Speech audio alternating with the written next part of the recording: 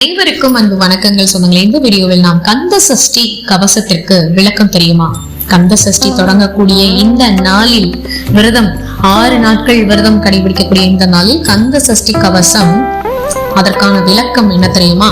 கந்த சஷ்டி கவசம் நம்மை தீமைகளில் இருந்தும் கஷ்டத்திலிருந்தும் காப்பாற்றும். கவசம் என்றால் நம்மை காப்பாற்றக்கூடிய ஒன்று என்று பொருள்.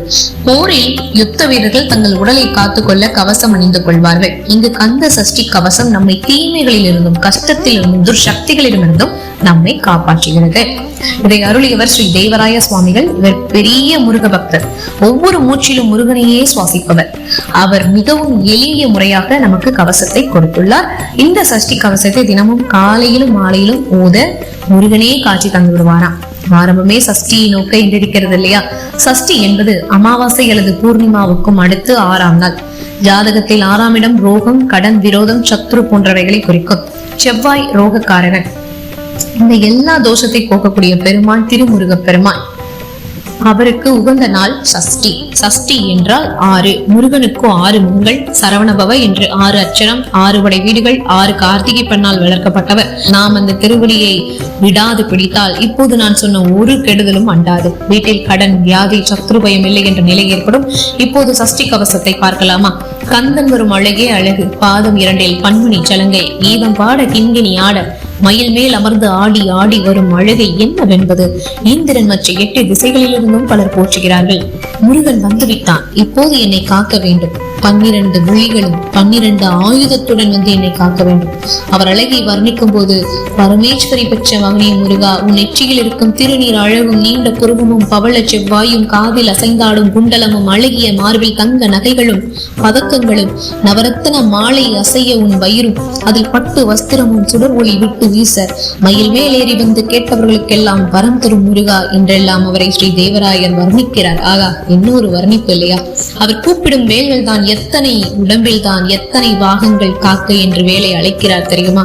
வதனத்திற்கு அழகுவேல், நெற்றிக்கு புனிதவேல், கண்ணிற்கு கதிர்வேல், நாசிகளுக்கு நல்வேல், செவிகளுக்கு வேலவர் வேல், பற்களுக்கு முனைவேல், செப்பிய நாவிற்கு செவ்வேல், கன்னத்திற்கு கதிர்வேல், கழுத்திற்கு இனியவேல், மார்பிற்கு ரத்தின வடிவேல், இளமுலை மார்புக்கு திருவேல், தோள்களுக்கு வடிவேல், பிடரிகளுக்கு பெருவேல், அழகு முதுகிற்கு அருள்வேல், வயிற்றுக்கு வெற்றிவேல், சின்ன இடைக்கு செவ்வேல், நான் கயிற்றை நால்வேல், பிட்டம் 2 பெருவேல், கணைக்காலுக்கு கதிர்வேல், ஐவிரல்களுக்கு அருள்வேல், கைகளுக்கு கருணைவேல், நாவிக்கமலம் நல்வேல், முப்பால் நாடியை முனைவேல், எப்போதும் என எதிர்வேல், பகலில் வஜ்ரவேல், இரவில் அணையவேல், காக்க காக்க கனகவேல் காக்க. அப்பப்பா, எத்தனை விதமான வேல் நம்மை காக்கின்றன இல்லையா? அடுத்தடுத்து எந்தெந்த வகை பயங்களிலிருந்து காக்க வேண்டும் என்று விளக்கப்பட்டுள்ளது தெரியுமா? பில்லி, சூன்யம், பெரும்பகை, வல்ல பூதம், வலாஸ்டிக பேய்கள், அடங்கா முனி, கொள்ளிவாய், பிசாசு, குரளை பேய்கள், பிரம்ம ராட்சசன், இருசி, காட்டேரி இவைகள் அத்தனையும் முருகன் பெயர் சொன்னாலே ஓடி ஒளிந்துவிடும் என்கிறார். அடுத்தது, மந்திரவாதிகள் கெடுதல் செய்ய உபயோகிக்கும் பொருட்கள் பாவை, பொம்மை, முடி, மண்டை ஓடு, எலும்பு, நகம், சின்ன மண்பானை, மாயாஜால மந்திரம் இவைகள் எல்லாம் சஷ்டி கவசம் படித்தால் செயலிழந்துவிடும் என்கிறார். பின் மிருகங்களை பார்ப்போம். புலியும், நரியும், எலியும், கரடியும், தேளும், பாம்பும், செய்யான், பூரான் இவைகளால் ஏற்படும் விஷம் சஷ்டி கவச ஓசையிலேயே இறங்கிவிடும் என்கிறார்.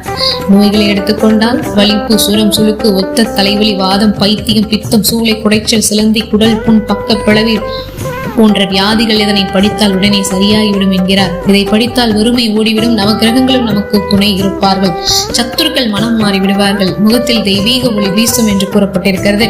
எனவே தினம் தினம் கந்த சஷ்டி கவசம் படியுங்கள் சொந்தங்களே. வேலனை போற்றுங்கள், உங்கள் வேதனைகள் எல்லாம் விலகி ஓடிவிடும் என்று கூறி இந்த ஒரு வீடியோவை நான் நிறைவு செஞ்சுக்கிறேன்.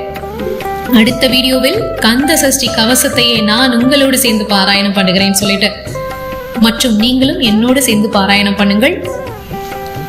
இந்த 6 நாளும் கந்த சஷ்டி கவசம் கண்டிப்பாக நாம் படிக்கணும்.